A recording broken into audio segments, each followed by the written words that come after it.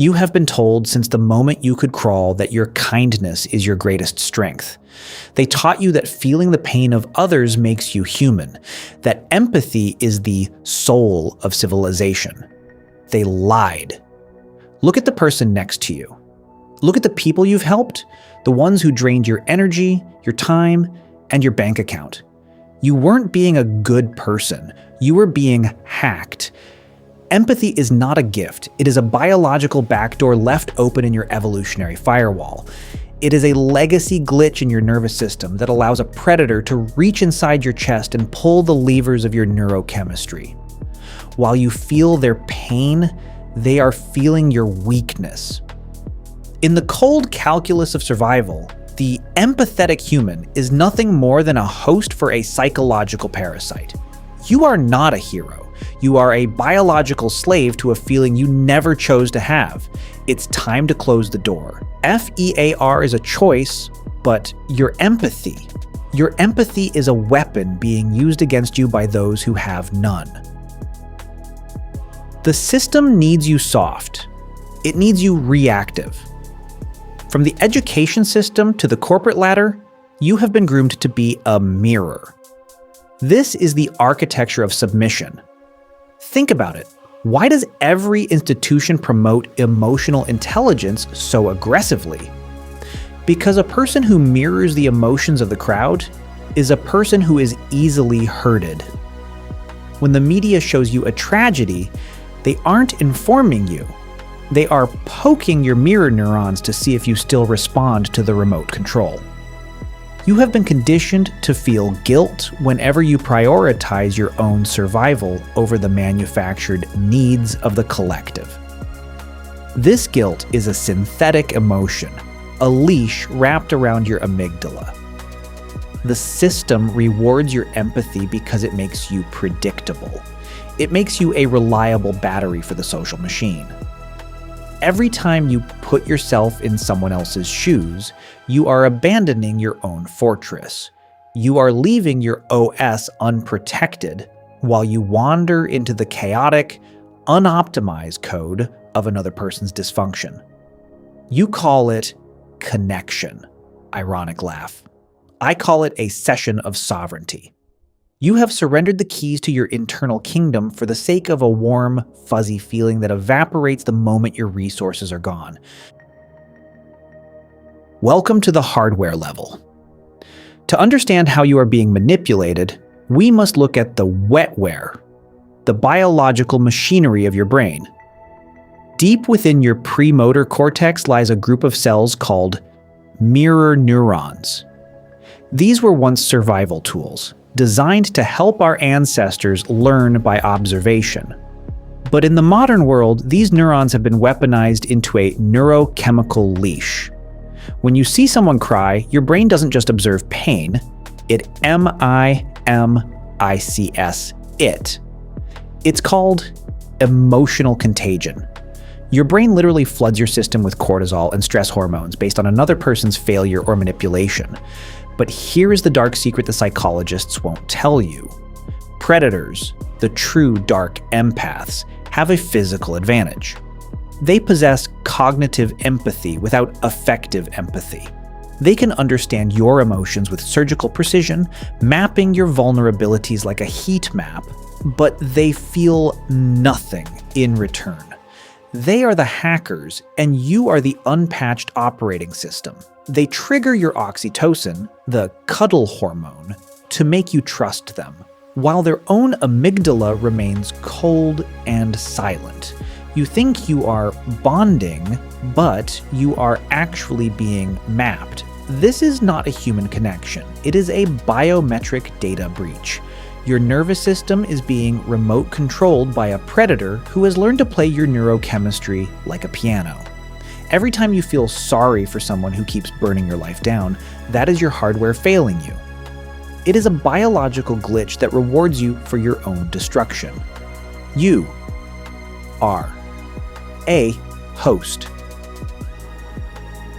Let us look into the simulation of a perfect capture. Imagine a man named Elias, a master of the hidden system.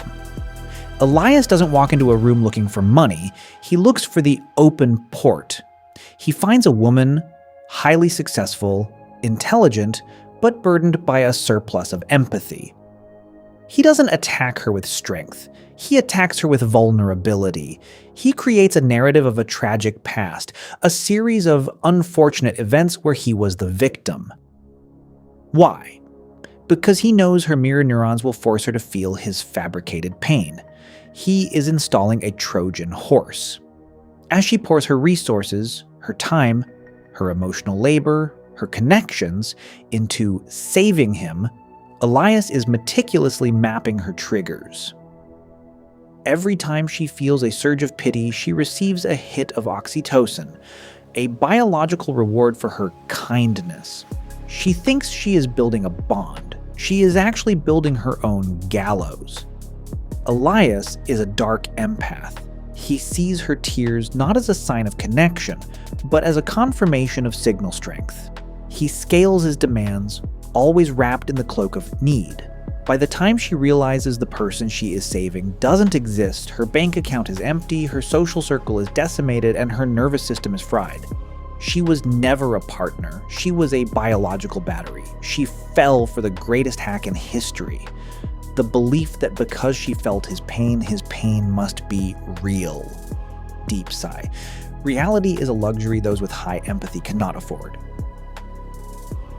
Now, amplify this a billion times. We are entering the era of algorithmic empathy. The system has moved beyond human predators. It has built a global machine designed to harvest your compassion at scale. Every scroll, every sad react, every viral tragedy is a test of your signal strength. The AI knows exactly which visual frequencies trigger your mirror neurons.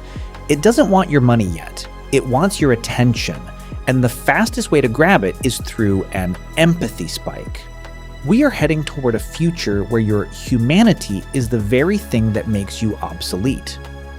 In this new world, those who cannot switch off their empathy will be the first to suffer from decision fatigue and compassion bankruptcy. You will be so busy feeling the manufactured pain of the world that you will lack the cold, hard logic required to defend your own existence.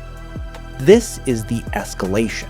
The transition from empathy as a social glue to empathy as a biological prison. If you do not learn to sever the connection, the system will bleed you dry through your own heart. Your kindness is the fuel for the machine that is building your cage. The more you care, the more data points they have to enslave you. The future does not belong to the kind. It belongs to those who can see through the simulation and remain cold. It is time to rewrite your source code. To survive the parasitic drain of the modern world, you must develop a psychological bypass. Rational compassion. Empathy is a feeling. Compassion is a choice. You must learn to see the suffering of others without letting it vibrate in your own nervous system. Think of it as a firewall for your soul. When someone approaches you with a tragedy, your first instinct will be to open your mirror neurons, to feel their pain so you can understand them. Stop. This is the moment of infection. Instead, engage your prefrontal cortex. Analyze the situation with the cold detachment of a surgeon. Ask yourself, is this person's pain a problem to be solved or a hook to be swallowed? By disconnecting the feeling from the acting, you reclaim your sovereignty. You become a person who helps because it is logical and efficient, not because you are being emotionally extorted. This is the cold shield. It feels unnatural at first because society has branded this sociopathy. Ironic laugh. But in an era of hyper-manipulation, sociopathy is just the word the herd uses for those they can no longer control. You must cultivate the ability to walk through a burning forest without feeling the heat. Only when you are cold can you truly be effective. Only when you stop feeling can you start fixing. DETACHMENT is your only defense against the swarm. Now, I want you to look back at the last 24 hours of your life. Every interaction, Every decision, every moment you felt moved. Was it your choice? Or were you just responding to a signal sent by a predator, an algorithm, or a system that views your kindness as a data point? You think your empathy makes you human. I'm telling you, it makes you a target. The door to your mind has been wide open for far too long. Look at the people who claim to care about you. Are they supporting your strength, or are they farming your guilt? Deep sigh. Tomorrow, when you step back into the world, you will feel that familiar pull, that heavy, warm sensation in your chest when you see a victim. Remember this. A victim is often just a predator who hasn't found their weapon yet. Don't be the weapon they use against yourself. Close the door. Kill the mirror. Become the observer, not the host, because in the end, the only person your empathy will truly destroy is you. Are you ready to stop feeling and start seeing?